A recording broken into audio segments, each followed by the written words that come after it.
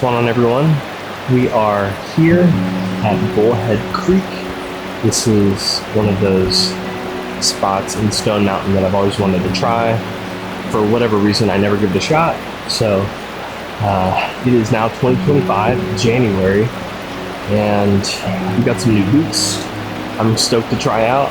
Give us a little bit of inspiration to come up here and give Bullhead a shot. So I'm not sure what it looks like further upstream, but at least right in here, looks like we got a couple of nice pools to give a shot. We already got our rods set up.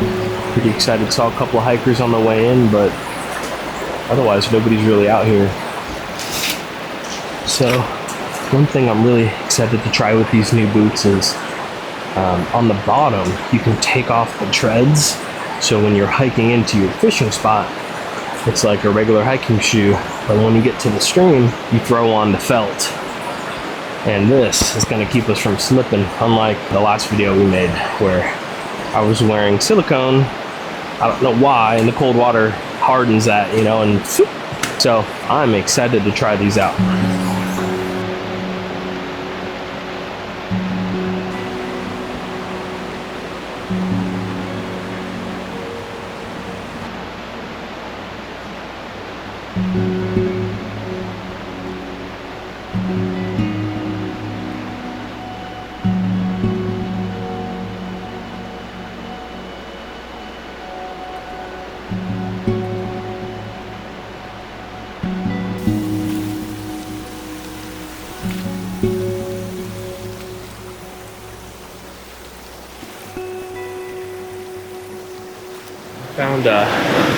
Came up on another fisherman. I'm not sure if they saw us in there, but we're gonna hike up a little bit further, give them some space, see if we can find another good spot.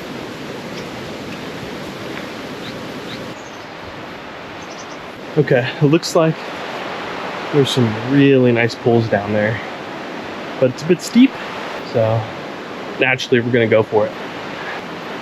All right, you know.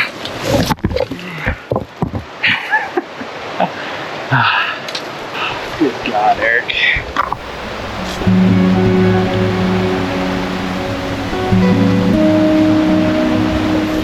Totally worth it.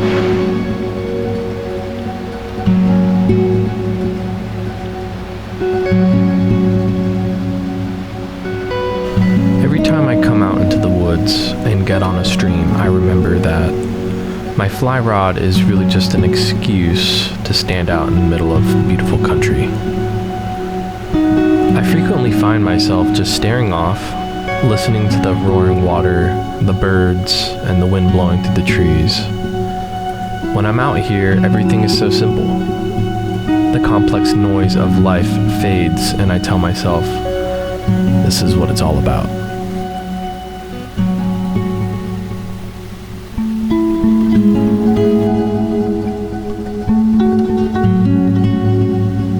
No bites yet, but man, it is beautiful out here. Couldn't ask for a more perfect day to start off 2025. It's a nice pool right up here. Maybe it's promising. If anything, very relaxing.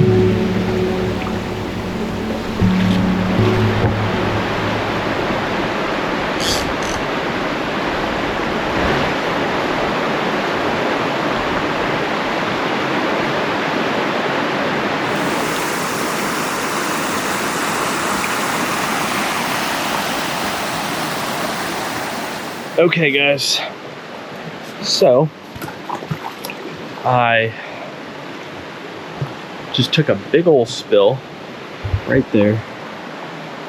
Was fishing that pool and I came down off this rock, and that water right there is about to my waist, standing straight, and that rock keeps going down, and I don't know what I was doing. I just kind of like looked up at the sky because I'm like, yo, that's a good looking sky. These boots grip pretty well, but of course, they just went out from under me, and before I knew it, I was up to water in my shoulders, straight on my back, and had my backpack on. my phone, I mean, everything. The funny part is I left the GoPro back here on the tripod, and I had the Sony on my shoulder here, and that just got dunked. I mean, completely submerged. Everything that's not supposed to get submerged. You know, my lav mic, I had them in my pocket because I was getting lazy. I was tired of putting them in and out of my waterproof duffel bag. But we will see. I think when we get home tonight, we're gonna find out when everything starts to dry up if it all survives. I just fished this little spot right here, going up towards this downfall, and still no bites with the nymph. And then that big old rock over there ate my nymph, so I think that's a sign we're probably going to call it for the day. Before we head out of here, I just want to kind of close things out. When we first got here, I basically got out of the truck and got into the stream as soon as possible. I mean, literally, like, I could throw a rock, you know, and hit my truck. And then we sort of started following that all the way up. So we didn't catch anything, but to be fair, like, that trail, it's not that long, and there are some very clear spots where people can just walk in and just start fishing out of these pools. So it's probably being hit every day, or, you know, pretty frequently. So the fish that are left, all the fish are either gone, or the ones that are left are crazy smart, and I'm a terrible fisherman. So, you know, there's no chance that I'm gonna grab them. But with that said, I only did the first half, or the first portion of it. If you look right here, the trailhead comes right here. All right, I did it all the way up to this point, and this bend here looks like you can go even further, much further, in fact, up past that deadfall. And it, as you can see, opens up quite a bit up here. And TBD if it stays open once you get further up. There's a lot of rhododendrons and downfall, but, you know, maybe there are more fish up that way, away from the primary trail, which you can see right here. You know, people even stacking rocks right here. So yeah, that's the trail. Comes all the way up to right here, and then boom.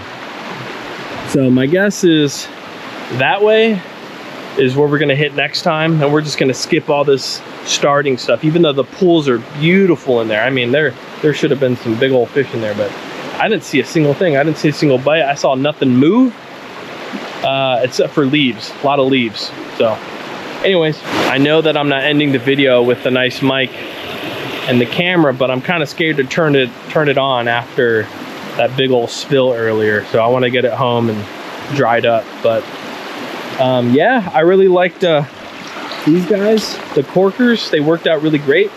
Gave me a lot of confidence in sort of everything that we were doing walking around today. You know, I wasn't worried.